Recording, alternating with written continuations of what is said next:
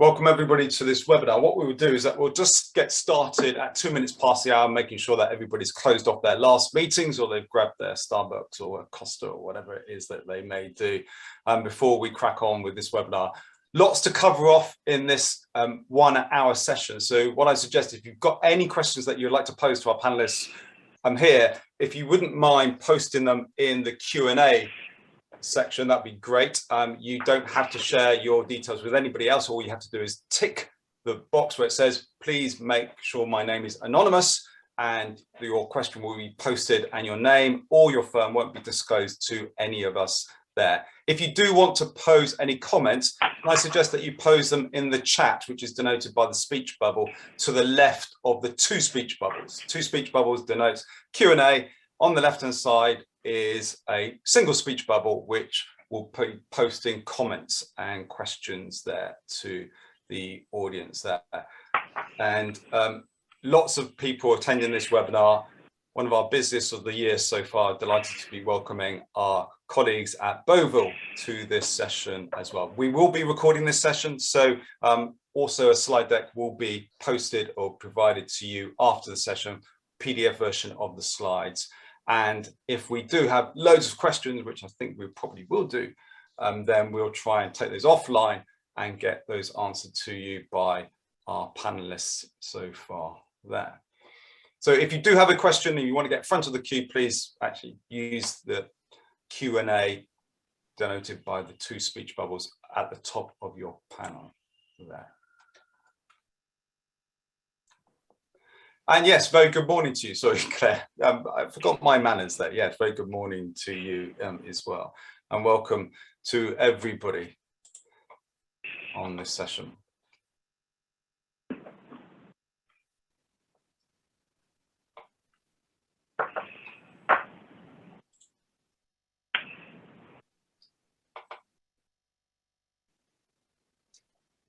Okay, let's get going. I know that there's still people joining, but they can play catch up with us. Welcome to this webinar, In Controls We Trust, Lessons from Recent Financial Crime Section 166 Reviews.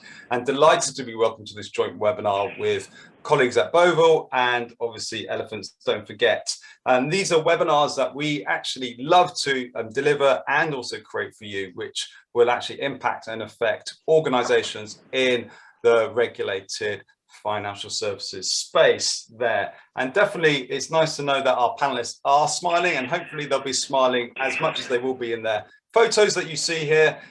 Delighted to welcome Rupi Christophers as well as Adrian Harvey, and they can denote and wax lyrical about their backgrounds and their pedigree to talk about this subject later. But one of the things that we're going to be talking about here are obviously key regulatory concerns which are affecting all organizations. And certainly when we go through the Dear CEO letters, and we also go through the Section 166 actions in the past 12 months, you'll certainly know that there is definitely something in this for you. Could I just ask you, Adrian, just to mute your microphone, just getting a bit of slight interference there, and Rupi as well, just for the meantime there. And there's just a bit of background noise. So what we'll be covering off is regulatory concerns. How to meet expectations in 2022 of the regulator, obviously lessons from recent Section 166 actions. Delighted that Bovill have actually got some really interesting intel around that. And obviously we want you to walk away with some tools and techniques and some best practices that you can actually start using right away to the questions that you're asking yourself about your robust controls and also your systems as well there. But we thought we'd get started by basically asking you a slightly challenging question, and you'll see that on the, hopefully on the screen right now, which is what would your non-exec director or NED know your financial crime threshold for high risk customers to be? Would your non-executive director know your financial crime risk threshold for high risk customers? Is this a challenging question to ask people 3 minutes past 11 on a Tuesday morning, Rupi? Or is this something that you just love to start any discussions with a potential client or client?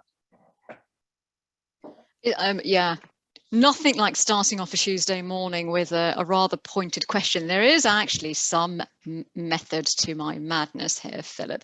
And good morning to everyone. So it's not something I've just pulled out. And I thought, you know what, last night, this is a question I'm going to get Philip to put up onto the screen today to get everyone to ask. There is some madness, method to my madness, like I said. So last year, we at Bovill personally were involved in 6 Section 166 reviews. How many of those did the requirement notice actually ask us to assess the firm's governance, senior management oversight? Yep, it's a self-appointed question to myself, Philip. 100% of them, all of them. So not only do I ask this question just because I'm a bit unkind, but actually I've also heard it being asked by other skilled person firms.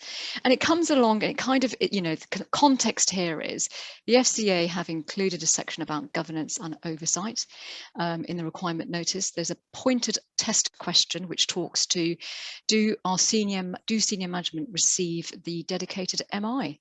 Do they receive financial crime relevant MI?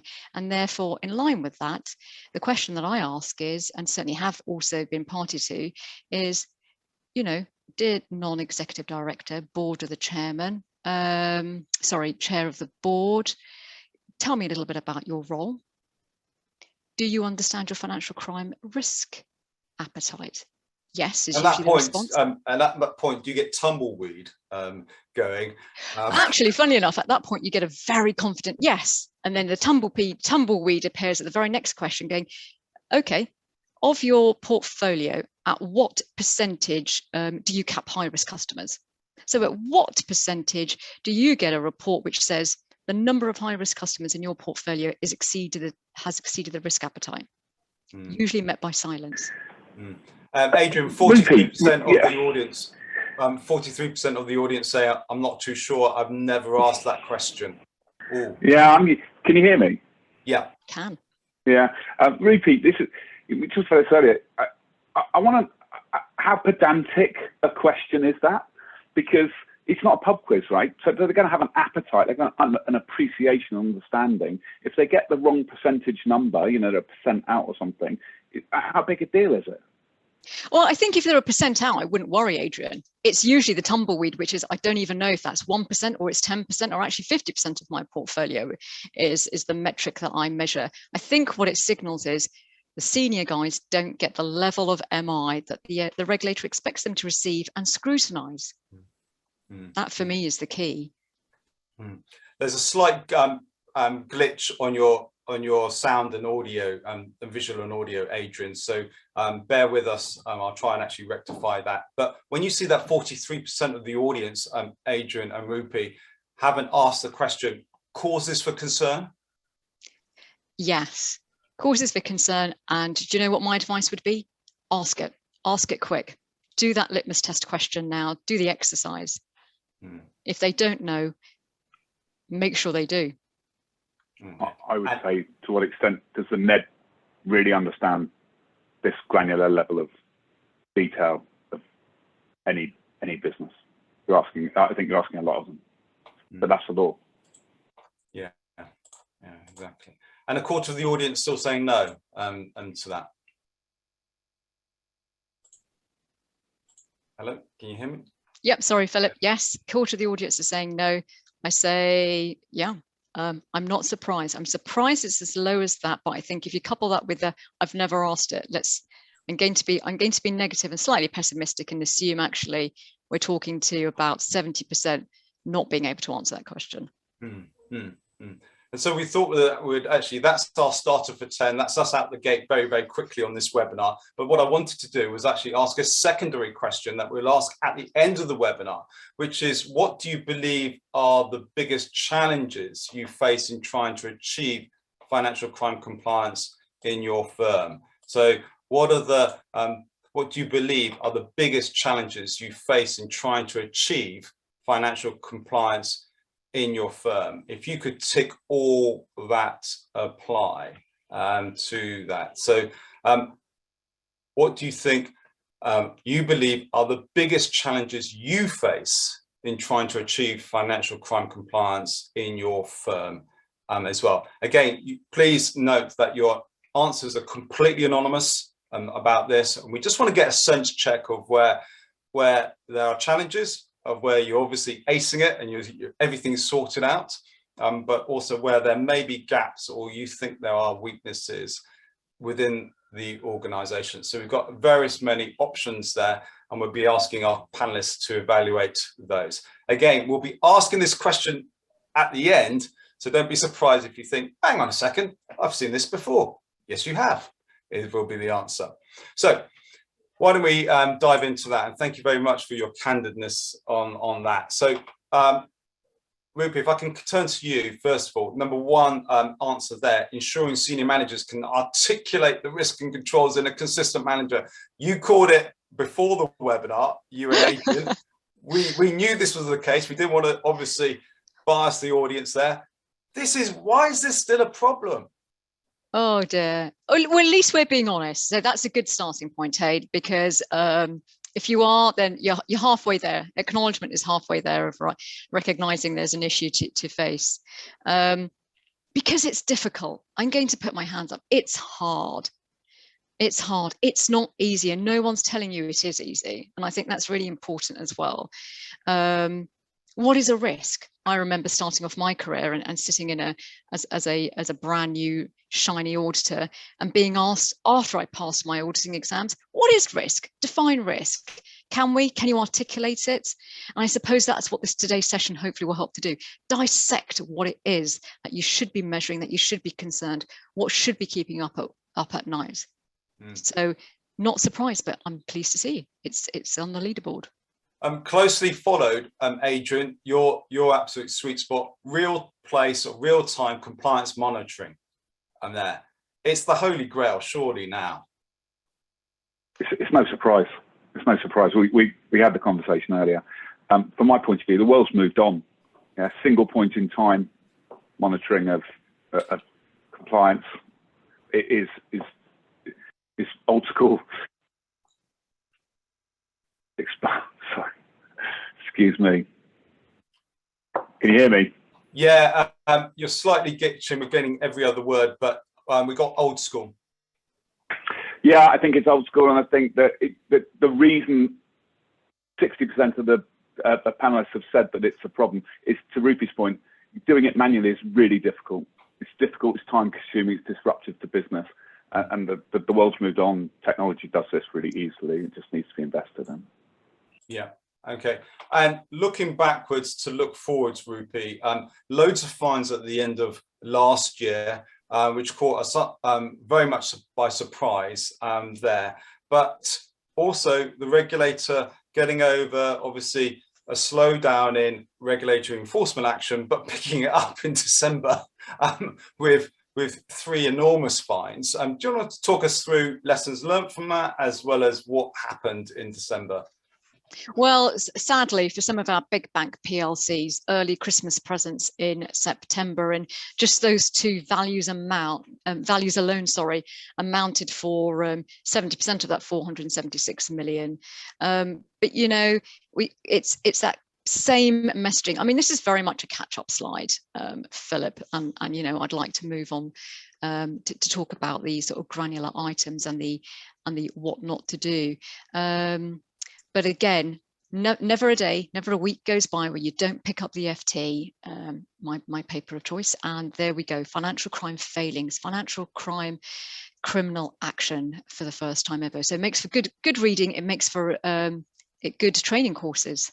And the lessons learned from that in terms of like the story behind those fines. And we've listed 6 key items that the regulator has drawn out from those fines, and also the follow-up correspondence from those enforcement actions. So hopefully this looks familiar. I've been slightly facetious and cheeky here.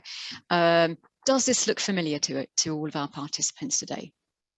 I hope so. Why? Because the FCA actually issued the Dear CEO letter last May, so May 2021. And yes, it went to the retail banking division primarily, if not in its entirety, but lots of takeaways. So 6 key topics, the common things you guys continue to fail, that we see being being performed badly. The regulator told you. They've told us what they see. They've told us what to focus on. So what is it specifically? And we can delve a bit on those in the next slide. So moving on. Rupi. Oh, actually, Adrian. Can you hear me? I can. Rupi, there's one of the panelists, one of the attendees has asked an interesting question that I think just frames this webinar. Is real-time compliance monitoring an FCA requirement now? And I think one of the things I hope we tease out in this is we've got principle-based regulation. So saying you have to do this in real time is an unlikely outcome from the regulator. I think what the regulator's saying, and perhaps you can expand on it, is you need to do this well. I agree, yeah. And you know what? Some could argue, Adrian, if I was going to be very unbiased in this, that the messaging is circular. Proportionality is a word they use, but you know, how do you know who you're proportionate with? Who's in your firm? Who's in your portfolio? Who should you be comparing yourself? What's the benchmark? What's the right benchmark? Is this the direction of travel for big bank PLC? Yes. Is it direction and travel for, you know, your very small two-man band asset management firm? Possibly not. But what is the direction of travel? And I think the messaging that we're trying to get across is it's moving. The bar is being raised. So just talking to those 6 points, the FCA told us what they see consistently being performed badly, and I've just picked on 3 of them here. So governance and oversight. These are their words: blurring of first line of defence and second line of defence roles. And someone's just asked, do I have examples? Oh, it's actually of non-banking environment, right, related to fin crime. But just going back to this, blurring of first line of defence and second line of defence roles. Yeah, it's in the letter, it's in the Dear CEO letter. What does it mean? So the question I ask is, as a second line of defence compliance colleague, are you part of the process or do you oversight the process? Drill down further. Do you sign off the onboarding of your customers? Because if you do, if there's a final step in there which says obtain sign off from compliance, then you're part of the process. You're not oversighting it. Business-wide risk assessments. We've got a slide dedicated to this. How many of you on the webinar today get a message, get an email, usually September time, just before the end of the year? Head office have sent this out. Hi guys, just a reminder, we're kicking off this annual exercise. Here's a spreadsheet from head office. Complete this, send it back to us so that we can write a full report telling you what your overarching risks are. Those of you who don't have that, well, thankfully, good. Well, first of all, great that you get out of that. I've had to suffer that process.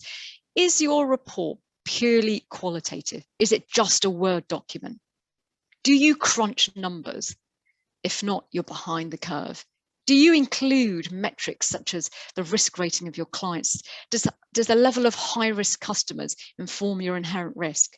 If not, you're behind the curve. And then my favorite, customer risk assessments. Is it just, you know, and I talked to those 5 data points because those are the 5 data points in the money laundering regs, Reg 18. You can increase that. But is it a standard weighting? Does country risk carry 20% of the score of the weight to the overall customer risk? Do you even have weightings? And where you do have weightings, do you look at them every year? Do you optimize them? Because if you're not, you're behind the curve. All of the risks, all of the climate notices that I've worked on in 21 and continue to work on in 22, there's a requirement. There's definitely a ask from the regulator for the skilled person to independently assess the weightings applied to those CRA data points. Rupi, I just want to go back to the 3 lines of defence, which is flagged up in this Dear CEO letter, and come to you, Adrian. The regulator is consistently identifying weaknesses across the 3 lines of defence, and there seems to be an insufficient financial crime expertise across all 3 lines. Are you seeing that in terms of like knowledge, understanding, and competency in the firms that you're working with? Absolutely. I would say that the issue is one of lack of data. How can you audit something if you can't see the data, and what is the quality of that data? And in particular, I'm looking at the first line of defence. And Rupi and I were talking earlier about how we frequently hear the second line individuals define themselves as 1.5, line of defense 1.5, because they find themselves actively, essentially doing the role of the first line. But from my point of view, governance and oversight, you have to be monitoring in numerical terms what's the capability and competency of that first line of defense. And if you're relying on a single point in time, or even fairly infrequent nominal dip checks of competence, I would suggest that presents a very difficult challenge to reliably audit the quality of that first line of defense. Yeah, I would agree with that. Rupi, if I can come to you on this, I wanted to know really from you, there's on the one hand, the expectations of the regulator through Dear CEO letters, through the enforcement fines that we've seen in December, but it seems to be a disconnect between what the supervisors from the regulator are finding. Is that down to what, competing priorities, culture, cost pressures? What do you see at Bovill being the raison d'etre behind that? Yeah, interesting question. Many times it's the BAU. You get caught out in the BAU, so those monthly quality assurance reports, managing your compliance monitoring that plan, hitting that rolls onto your, writing your annual report, MLRO report. Next month it's this. It's answering those first line of defense questions. We get a lot of queries. I hear that a lot. A lot of queries come through from the first line. So those operational tasks is what I think sort of blindsides a lot of clients that I'm talking to on a continuous basis. But sometimes it's the wood from the trees. It's the simple things. We're talking about, at Bovill, we're tracking the data-led intervention that the regulator is talking and signaling about. What does that really look like? Is it the supersonic AI in the background? Actually, no. I go back to those 6 points, Philip, that were on the previous slide. The simple things still are the ones that people are getting wrong. The business-wide risk assessments, there is no right or wrong answer. No one tells you, there's no methodology out there which tells you what good looks like and how to go about conducting this. Yeah, absolutely. So what can firms do? We've highlighted here on the screen 4 key points that organizations can do, and it starts off with senior managers on the left hand side. Talk us through the first 2 points there. I'm going to railroad this, and I'm going to say risk assessment, risk assessment, risk assessment. A bit like those 3 C's for any relationship. Hey, it's one of my bugbears. I don't like doing the risk assessment. Why? Because more likely than not, you do it once a year, you tap yourself on the back and you go, great, done it again, let's stick it in the drawer, lock it, off you go. And that's it. Until next year, dear risk assessment, won't have to see you for another 11.5 months at best. No, it starts from the top. If done properly, it informs your risk appetite. Do I want to grow my business into higher risk jurisdictions? Yeah, actually, I can afford to, because I've got a great control mechanism that monitors my onboarding QA, and actually it's high up in those 90% numbers. Does it inform my CDD? Have I really got an understanding of when I do standard due diligence and enhanced due diligence? Is it telling me my control environment works or not? Yep. What's my residual risk? I hate to say it, risk assessment, risk assessment, risk assessment. I just want to pick up with the question before I come to you, Adrian. Somebody posted, is real-time compliance monitoring a FCA requirement now? In that light, goes back to your point, the bullet point on the right-hand side of this slide, evidencing your decisions and governance processes. It's even if it wasn't mandated, this is just good practice nowadays, surely. That aimed at me, Philip? Yeah. Good. Please, I listened. So yeah, it's for me, it comes back to data and the quality of data. I spent a decade in the energy sector before I started Elephants Don't Forget. And curiously, in those big energy companies, they're doing company-wide risk assessments every quarter. And that's getting fed back up to the board every quarter. I wonder how many attendees on this webinar are putting that level of governance into this area. Looking at the quality of the evidence, my favorite soundbite is most firms that I get to speak to probably know more about the competence and capability of their, or rather the risks associated with their multifunctional devices, photocopiers, than their people. And frankly, the risks from the photocopiers are benign. The risks from their people are probably the greatest risks that they have in their business. Mm. Yeah, okay. And when we look at what tools that the regulator can exercise or enforce against regulatory firms that default from their obligations or the expectations of the regulator, there is this thing called Section 166 or skilled persons reviews. Rupi, talk us through what that is and why that's relevant and why that's increasingly a tool that according to your research, the regulator will be using in future. Yeah, no, sure. So a little bit of a history slide, a little bit of a teaching. So my first box, why? What's the objective? And this is well published on the FCA's website as well. What is their supervision principles? It's protect customers, enhance market integrity, promote competition. Nothing new whatsoever, and certainly something that's been around in publications since 2019, if not earlier. So how do they supervise? There's, in effect, there's two categories. There's dedicated teams, and then there's the portfolio teams. So the dedicated teams, those are the ones that are going to impact the consumers and the markets if they fail. If there's an issue, you can't get access to your account because a rather unfriendly cyber criminals have gone and hacked all of the ATMs. Those are the ones that will have the biggest impact out there. Oh, good Lord, I can't go and can't meet my granny and give her money. She can't do her weekly shop, etc., etc. So your big bank PLCs really, and you'll know when you're in that bucket because you meet with the regulator. You have a dedicated team. You'll know them on a first name basis, and you'll meet them quarterly, if not more frequently, but generally quarterly. So let's not forget, there's about approximately 55,000 firms that the FCA supervises. And that dedicated team probably amounts to, in terms of numbers, I'm now going to hazard a guess, certainly not more than 300, probably way less than that. So where does everybody else sit? So the rest of those 54,000, if not more, then sits in the second bucket, which is known as the portfolio. So the portfolio supervision, the proactive AMLP, the proactive anti-money laundering portfolio. At any one time, we at Bovill believe there's about 150 to 200 firms that sit in here. You usually float in. The FCA will do a supervisory visit, and if everything is hunky-dory, you'll float back out of it.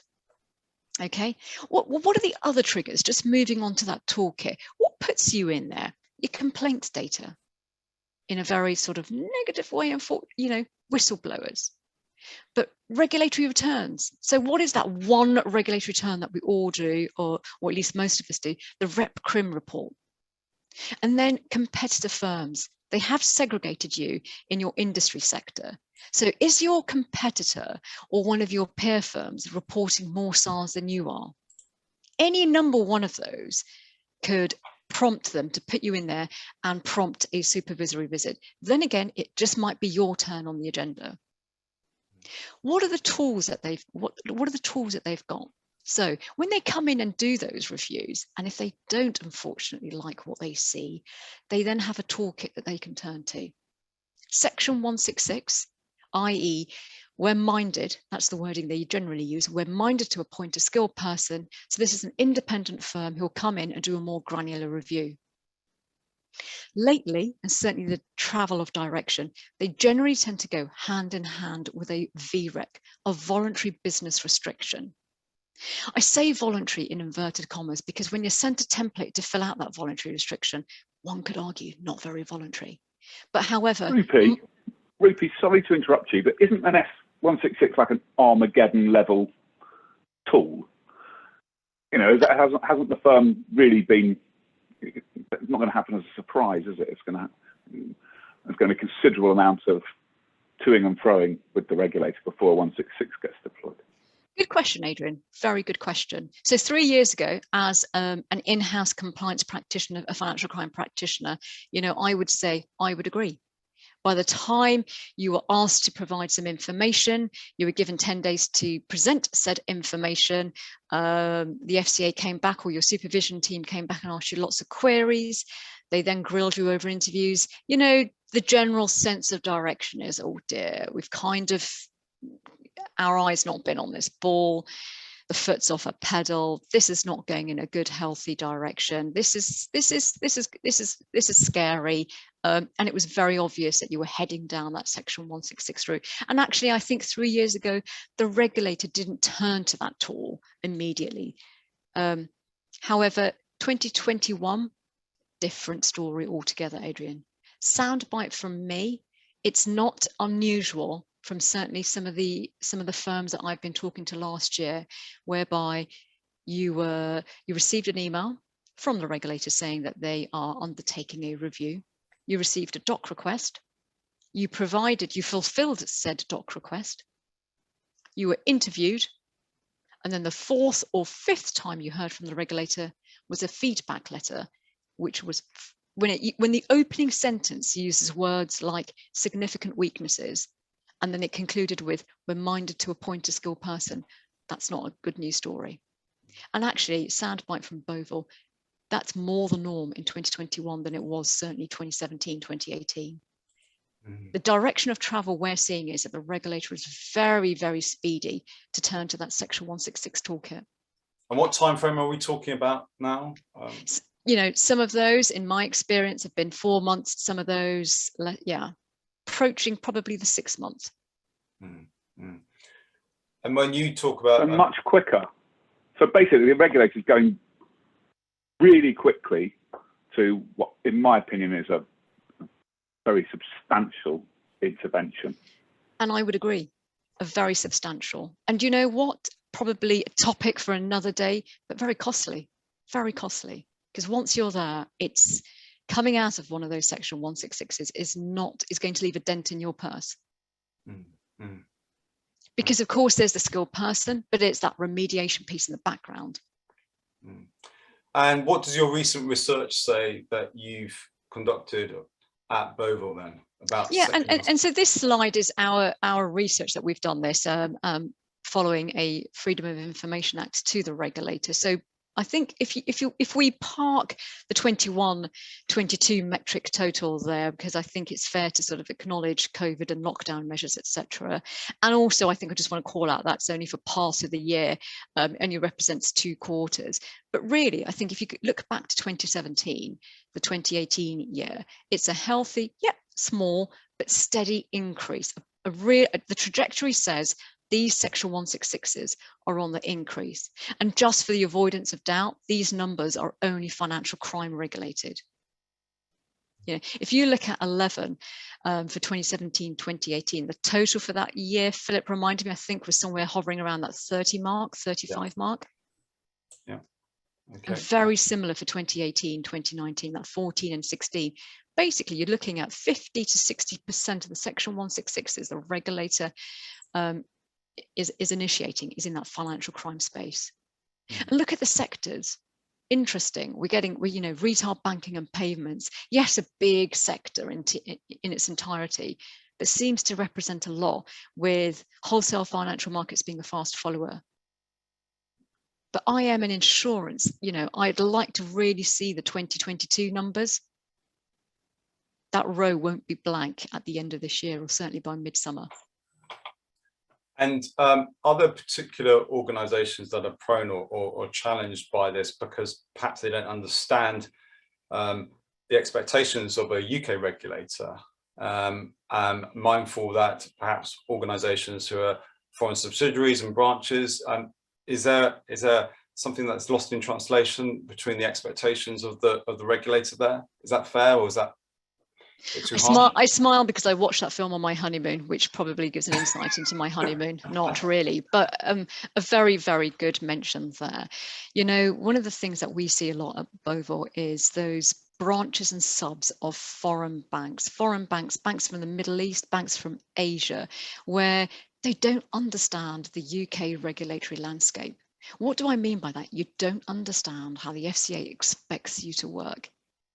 And coming from the Indian diaspora, that aspirational, yes, we can do that. Where head office doesn't understand how important it is to include the UK National Risk Assessment in something as simple as my financial crime risk assessment. Where the head office doesn't understand the focus on that CRA, what a weighting means. Where do these 5 data points come from? The need from training, that accountability. I'm veering into your domain now, Adrian, but I'm accountable for training these employees, for everyone in my institution. Hey, so we spoke about it earlier, Rupi. I speak to MROs, and it would not be uncommon to have a conversation where I pointed out it was actually the legal responsibility of the MRO to train the employees. Subbing it to L&D might be convenient, but doesn't absolve you of the legal responsibility to ensure the competence of the workforce. And it always surprises me when I see an MRO say, well, it's sort of not my responsibility. I'm giving it off over there. It is your responsibility. It's a significant one. And I think Rupi, I think it would be, we should just point out, I think there's quite a few small firms on the webinar, and I think some of the comments I see in the Q&A is around, well, we don't have this. It's inferring that they're smaller firms. This proportionality point, the regulations apply equally to small firms as well as large firms. As a large firm, the regulator would expect you perhaps to be able to substantiate and have more detailed governance practices. However, the legislation is uniform across small and large firms. And that evidencing point from a previous webinar we did, Philip, it seems to be resounding here with the 60% and previous points as a challenge for firms big and small. And you've prompted my memory, Adrian, a really good soundbite from me. I spoke to a client last year who unfortunately was going through the Section 166 route, and they said, but there's only 4 of us. We didn't minute all of the executive committees because the 4 of us got together, or we were on teams, and we agreed the decisions.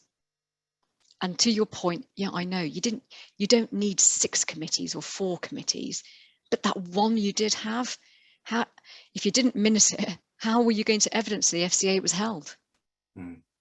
Yeah. So talking about MLROs and the expectation of their responsibilities for financial crime training within their organisation, not where's Wally, but where is my MLRO? Yeah, and it's a question, and a fair question, that the regulators posed. We're just addressing this now. This was an interesting letter, but one doesn't come up a surprise when there has been a high turnover in some areas of MLROs and heads of compliance there. Is there a problem in the industry in general, Rupi, around this issue of getting good quality and competent? Because that's what they're asking for in this letter. They raised the competency and they said, look, we will potentially test and assess whether your MLRO does have that competency to actually discharge their responsibilities. Lots to unpack in there, Philip. So I'm going to start back from a little bit of the history about this. So last summer, as part of their business plan, the FCA signalled this data-driven approach. And I did an article for the Bovill website where I picked up on that and thought about and provided examples of what I thought that could look like. And I talked about, be aware of when you submit your rep crim firms, because it's, the rep crim is also always about what's your number of, what's the MI for this year when compared to last year? Do firms actually take the time to stop and go, oh, hang on a minute, there's a deviation I wasn't expecting and I haven't drilled down. But actually, it wasn't this techie AI and data-driven analysis that sparked the regulator's attention.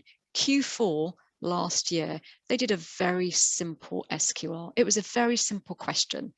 They went to their register and they said, dear register, tell me where MLRO SMF 17 greater than 3, period, greater than 3 years. Simply put, how many MLROs, if you've had more than 3 MLROs in the last 3 years, then unfortunately you were in a group of clients, you were in a group of sectors, firms who received a Dear CEO letter in the end of 2021, the last quarter. I think there's a handful that sort of sprinkle their way into January this year. And very simply put, they said, acknowledge it, don't tell us, but basically we're telling you, you've had too many MLROs. What is the reasoning behind that turnover? And the letters, sorry, Adrian, I'm just going to say, it basically, the letters signaled to those final 3 bullet points. Whilst they didn't say it, they just said, usually where there has been a high turnover of MLROs, we are minded it's a symptom of poor culture, not enough people. And actually, does your MLRO, does your SMF17 have autonomy? Is that why he or she left? Yeah, I was going to raise the point. I wrote an article for American Marketplace looking at the Department of Justice giving notes to prosecutors prosecuting compliance individuals for ineffective governance and compliance processes. And they had about 9 points. And a couple of the points that really stuck in my mind were the DOJ, Department of Justice, has a test effectively say, do you have the capability, the resources that you need to do your job to the standard defined in the regulations? So that was the first sort of test, which I think a lot of firms, I hear a lot. We don't have the resources. We know we're not doing as well as we could, but money's tight and all those other things. The big issue in the US market was, once you've established that there may be some sort of problem, or you suspect there's some sort of problem, do you have the autonomy to act? The autonomy is the definition. In other words, can you act on your own? Can you call out the board and say, stop, not in a minute, now, we're breaking the law, that's inappropriate. So this is a test that the US Department of Justice is applying. Now, I recognise this is the UK, but to me, it's a pretty good best practice. And if it's going to work over there, and it is working over there, that's been in place 18 months, you've got to bet our regulators are going to be looking to that and say, that's an interesting test. How do we test whether MLROs have got the autonomy to act? How many of you have honestly believed that you could call stop in your organisation and that the organisation would stop? Good rhetorical call, question. Good, no, it's a good shout, Adrian. I agree with you. And some of my clients have that. Oh, the MLRO has veto rights at the onboarding committee. Okay, my next question is, how many times have they actually used that? Yes. Well, let's move on to the frying pan into the fire on that. So certainly DSC letter went out to challenger banks earlier this year. And to be fair, the FCA praised some good practices in that letter, Rupi, and said there was good use of technology. However, they did. And yes, very, signaled with the challenger banks. But do you know what I want to call out here?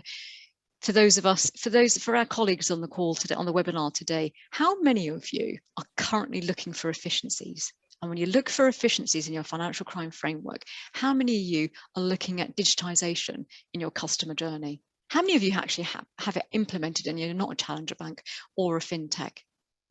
My very first question, controls don't scale with growth.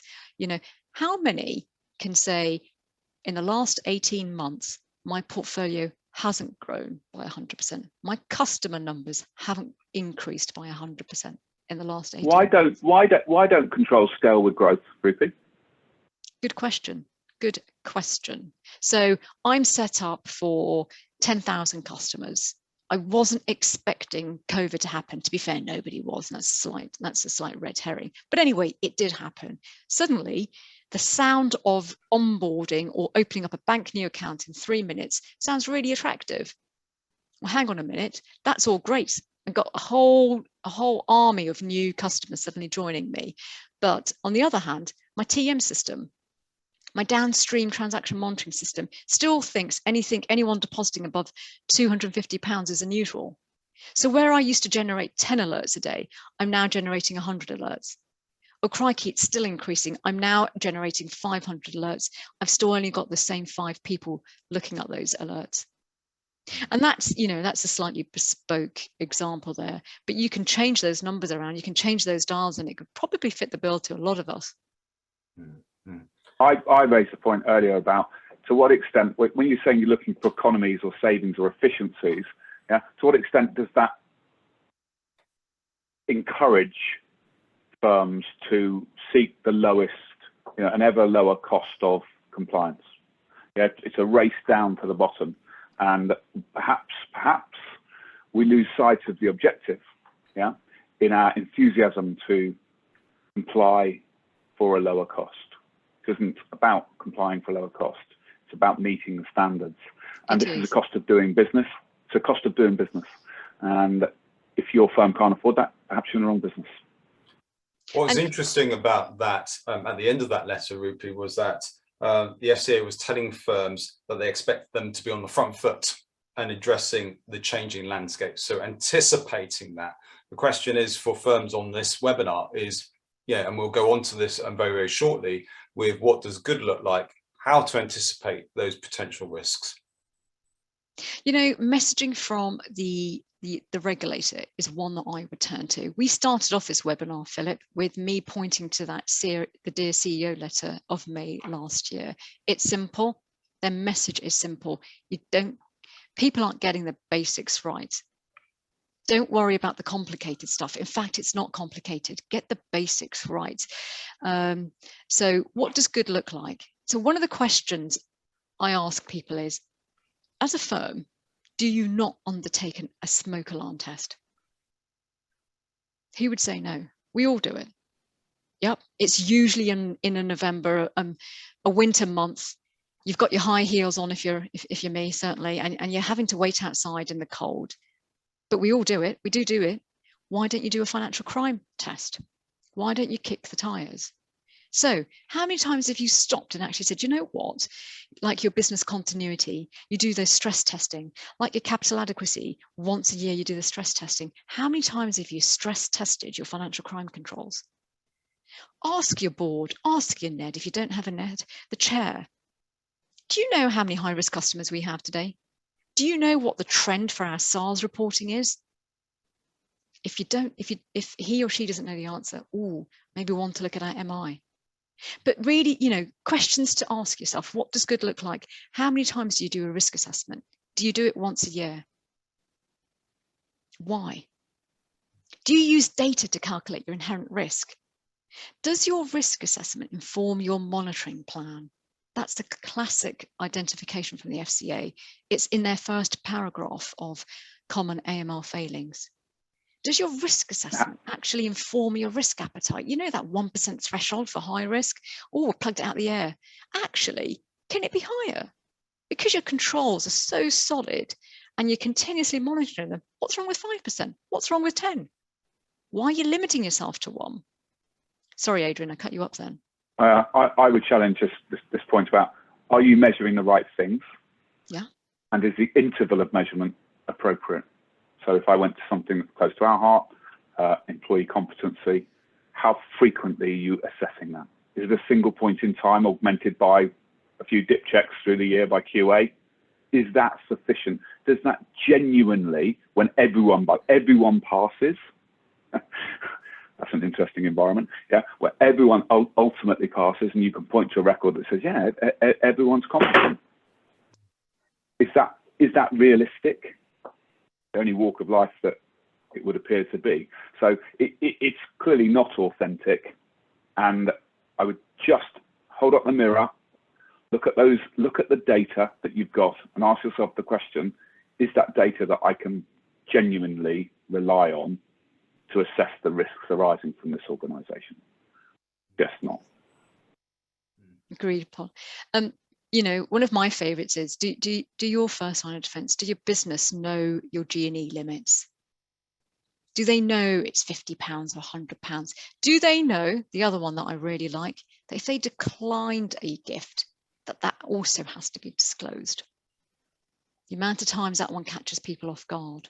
You know, then moving to the governance, the ones that we've already touched upon. You spend so long as an MLRO writing that annual report. Did the board read it?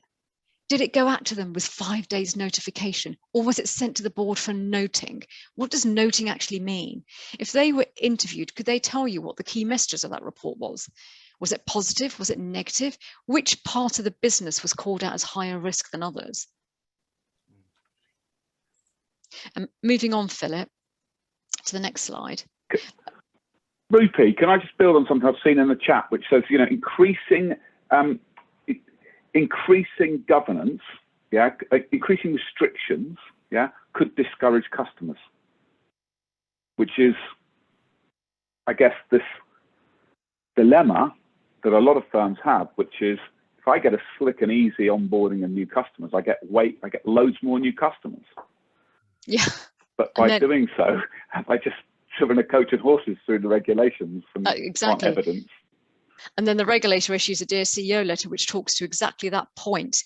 You know, like you said, Philip, yes, they commended the sector for having the technical know-how and devising these systems.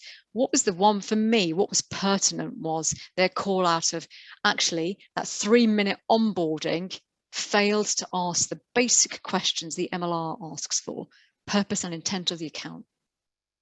So I say, watch this space. Those 3 minutes are probably going to be extended now.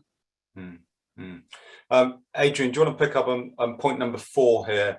And before we come over to Rupi to talk about difference between CDD and EDD on this, staff awareness, but it's not about just, as you say, taking dip tests. It's about embedding the learning. So the first line of defense is proactive in identifying and screening those risks. Yeah, thank you. Your frontline staff have to be competent. It's irrelevant whether you can point to we did this in January and everyone passed. This is the wrong thing you're measuring. You should be measuring current employee competence. And you should have a number for it. And you should have a number by employee, because it's not a team sport. If you've got one employee who's incompetent, yeah, they're a risk. I would suggest that most people on this call have no idea who that employee is or if they exist and what the collective score is. In my opinion, it is a requirement. They are your first line of defense. You should know in detail the data, the competence levels of those employees. You should better report on it immediately. And Rupi, do you want to pick up on the differences quickly on CDD and EDD? And if there is at all, have firms made that distinction, in your opinion, accurately enough? Very, very good question. And that is it. Can you articulate what the difference is between your standard due diligence measures and your enhanced due diligence measures? Can you actually list them out in a bullet? Do you know what they look like? It's very quick to say, oh yeah, EDD, senior management sign it off. Is that it? Soundbite from me. I've actually heard the regulator talk to verifying source of wealth and source of funds, which are interesting topic for we could talk about for an hour alone. But where they've referenced, they're saying, yes, the regulation talks to specific scenarios where it applies. Why are you limiting your process to that? Why, where you've come across a standard risk due diligence customer, do you not think, hang on a minute, this doesn't quite feel right? And then, you know, record keeping. I talked to that smoke alarm test. How many of you could actually do a breakdown of your customers by risk rating? Just set yourself a target. Just set yourself a little test. Can you access those systems, call them up and say, yep, here's my customer profile broken down by risk rating by 24 hours, within 24 hours, sorry. How many of you can actually go into your systems or even produce MI, which says, here's a number of adverse media screening alerts we've generated between the 1st of May and today, 24th. Because this is the norm. This is certainly the direction of travel that we're seeing, where some clients do get asked that. And more importantly, if you're reliant on a third party to do any of this, have you actually tested it? The SLA says they can give you that underlying data within 24 hours or 48 hours. Have you tested them? We need to be conscious of time, team. We do. Yeah, and so we've got our poll question that we said we'll ask again, because we want to know whether we scared the bejeebers out of you at all on this webinar, or actually filled you with a bit more confidence and understanding based upon the questions that the panelists have posed to you to help you improve your systems and your controls here. So we've asked the same question, and we'll post those results back to you as an infographic, which will be very, very useful indeed there. I'm going to close off that poll and share those results there. And again, the lead answer was still, well, okay, 68% of ensuring senior managers can articulate risk and controls in a consistent manner. So I do hope that we've been able to encourage you and support you through the questions that we asked you there. Also, feedback is always useful for these webinars. I know that we've touched upon a number of different key issues here, and I want to make sure that there's time for any questions that you may have. But we also want to capture any indication of your interest in following up on the key issues that we have said and that means to say that we'd love to get an understanding of whether you would like a financial crime health check from Bovill, from the team at Bovill, led by Rupi there, requesting a demo, so making sure of that Nelly can account and specifically give a number and a metric to the competencies of your individuals, especially in the first line there, and also access our range of papers, blogs, podcasts and webinars on financial crime, because we want to make sure that we're supporting you in overcoming some of the challenges and situations that you may face there. So that'd be great for your feedback and your understanding of there. You can tick any one of those options that you see fit for that. Thank you very much, Nick. And last but not least, we'd love to get your feedback on this webinar. So scale of 1 to 5, 1 being that, hey, this is, you know, perhaps not what you thought it was, or 5 being, this is amazing, and encore, especially with 2 minutes to go. Final words from you, Adrian, and Rupi, before we close this webinar down. Do you want to go first, Rupi? Do you know what I was going to say? I certainly wouldn't do the MLRO role, but it's not easy. It is hard, and I'm going to be blunt. It is damn difficult. No one that goes, I always just say, no one sets out to build a broken framework. So don't take away everything we've said so negatively. It is difficult, but you know, some real valuable questions there to go and ask yourselves, and certainly action. The point for me is that I learned a lot from that DOJ stuff in America, and the point that resonates with me is a build on really what you said. Who would be an MLRO? Yeah, if you don't believe that you have the authority to stop bad practice. That may possibly explain, or one of the explanations of why there's been high turnover in some of those firms. Can we finally close on this point? And Adrian, I want to touch on just what you said there, and also Rupi. John posted this question: how do you evidence the board have read the MLRO report, assuming that has been provided as part of the board pack there? And there you go. That's my challenge back to, I did actually see that question. My challenge back is, why, you know, that pack, is it 200 pages long? Because then you really haven't read it. Maybe have a one-off session where you just talk. The MLRO actually has a 20-minute session or a 30-minute session in front of the board where they are solely talking about the MLRO and the key messages. Not difficult to do, especially in this current climate where you can do it virtually. I think the 200-page report is synonymous with measuring the wrong stuff. And Marina, that's a really good question. We haven't got time for that. I'll take that offline if I may. But if you do have any other questions, please reach out to the panelists. We'll provide their details there. But we are doing a follow-up podcast where we'll touch upon these questions and others as well. Thank you very much indeed for your time today. Thank you very much, panelists, for answering the questions, as well as being really candid in your understanding and feedback of what's happened. And I think we should do this again with an audience of 300 plus as well. Thank you very much indeed for your time, everybody, and enjoy the rest of your day. Thank you.